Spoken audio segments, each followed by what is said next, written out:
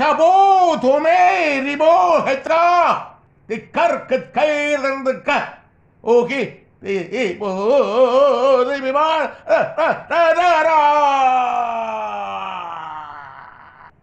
நடிகனாக இருந்து அரசியல்வாதியாக மாறிக்கொண்டிருக்கிற ஒருவனுக்கு அதிகாரம் கொடுக்க எண்ணினேன், நிறைவேற்றினேன்.